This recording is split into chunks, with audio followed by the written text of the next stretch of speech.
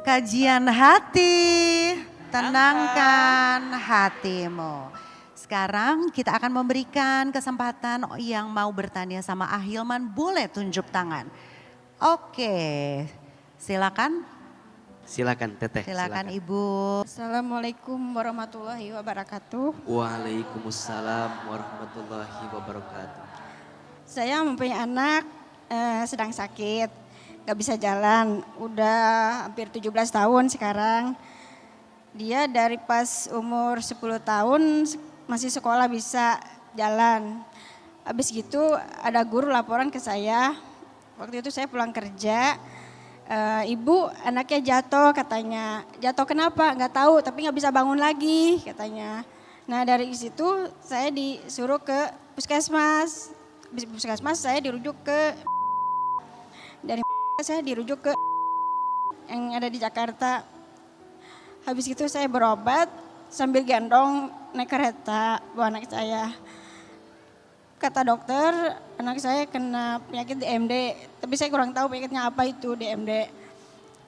Kata dokter, ibu yang sabar, mungkin anak ibu nggak tahu umurnya berapa tahun, tahu katanya.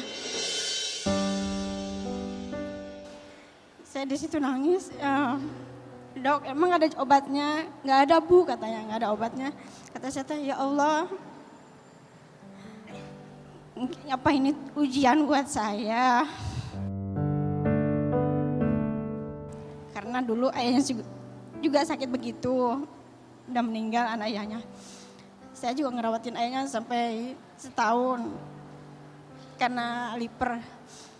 Badannya kurus, sama sekarang anak saya juga kurus banget. Sama sekali nggak bisa apa-apa, kamar mandi saya gendong. Setiap hari saya tinggal kerja anak saya, pulang kerja saya sore, terus mandiin pulang, terus ngantar ngaji anak saya walaupun saya lelah capek gitu ya. Terus saya mau tanya Ustadz, amalan apa yang harus saya lakukan buat supaya anak saya sehat lagi, bisa jalan lagi.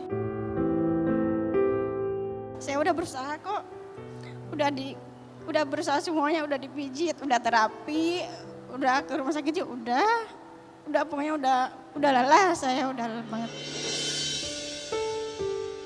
Kata dokter apa penyakitnya? DMD, Apa itu penyakit apa? kata dokter kelemahan saraf otot katanya. Kelemahan saraf otot. Iya, sekarang udah jalan ke tangan, jadi udah nggak bisa apa-apa.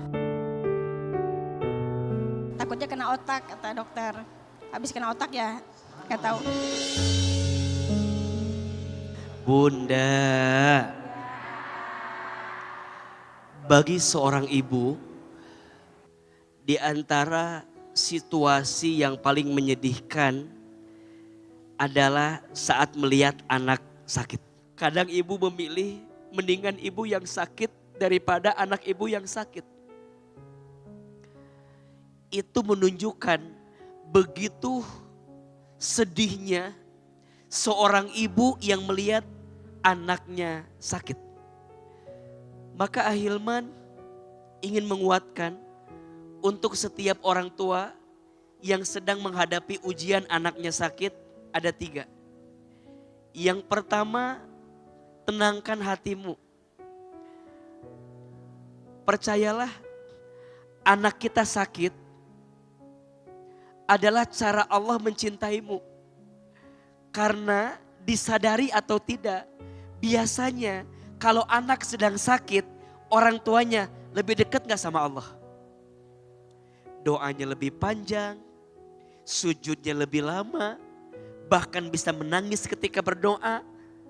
Sakit mungkin tidak enak, tapi di sisi lain ketika rasa sakit itu menjadikan kita makin dekat dengan Allah, sesungguhnya kita sedang mendapatkan cintanya Allah, sayangnya Allah.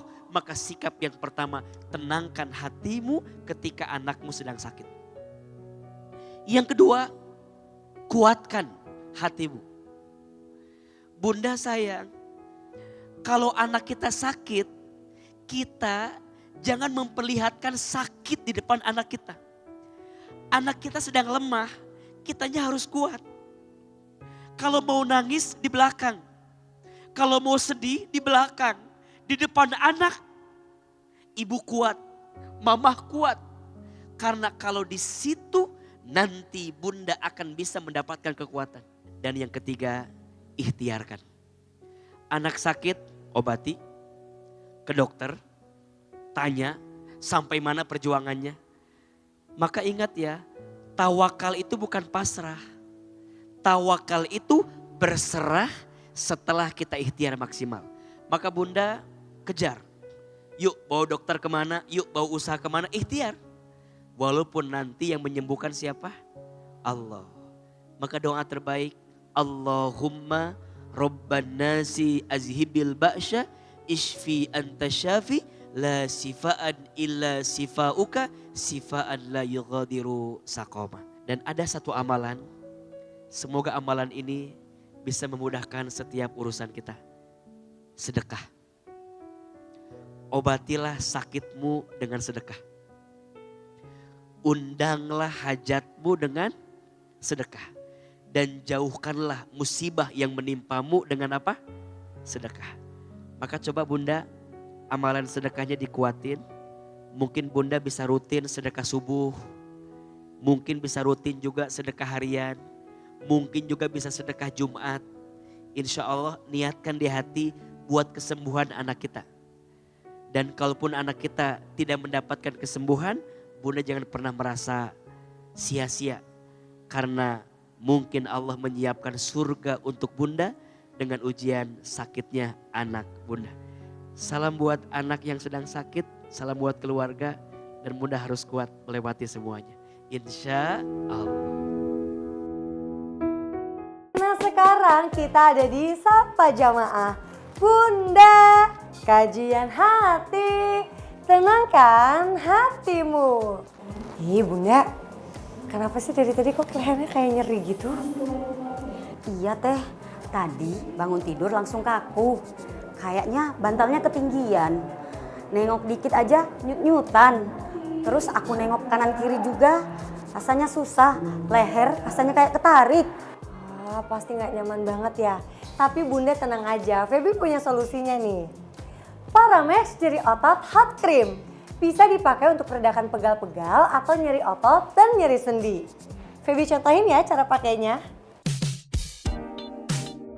Nah, Paramex Nyeri Otot Hot Cream itu nyaman banget dipakai sebelum dan setelah olahraga atau sesudah beraktivitas berat pas kondisi badan pegal-pegal. Keunggulannya panasnya pas dan meresap ke dalam, bukan yang cuma panas di permukaan doang. Krimnya juga tidak lengket, jadi enak digosoknya.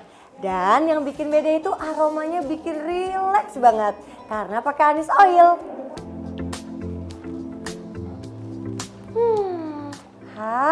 Mantap. Wah, panasnya nyaman ya teh. Ada aroma terapi anis oilnya juga. Iya bu, nih bunda cobain dulu deh di pergelangan tangannya bunda.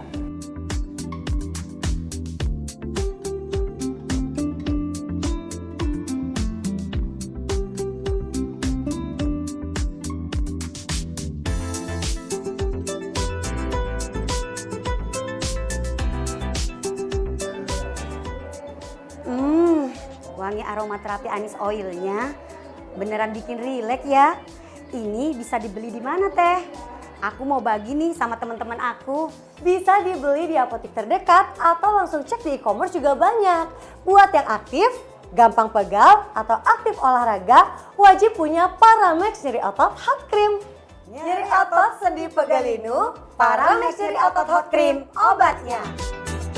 Bunda, musibah yang Allah hadirkan dalam hidup kita adalah cara Allah mencintai kita.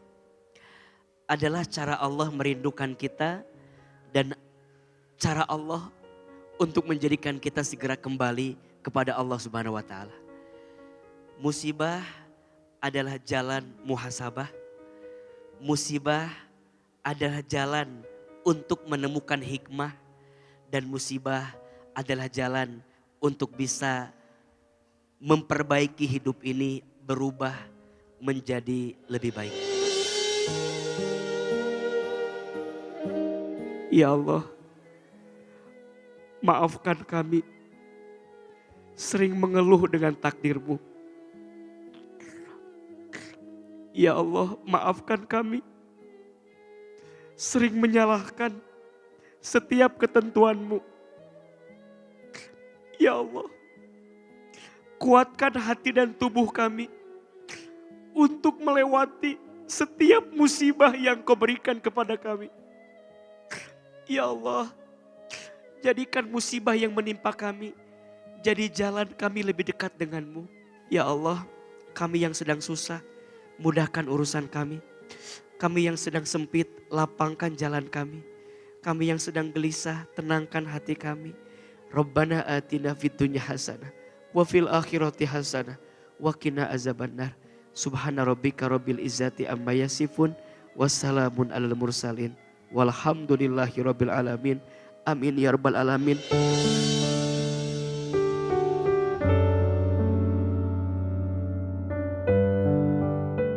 Al-Baqarah ayat 155 sampai dengan 157.